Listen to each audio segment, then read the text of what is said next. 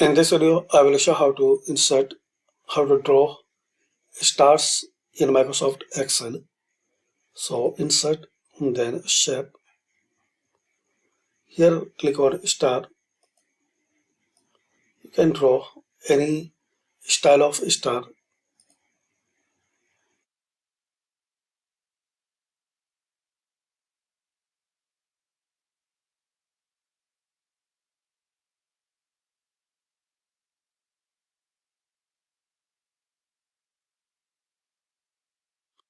You can change color, style, size.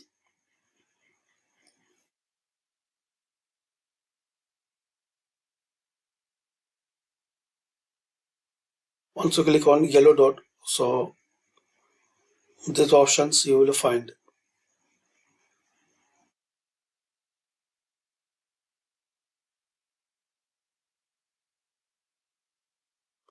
To change color in the shape fill, select any color. So thanks for watching.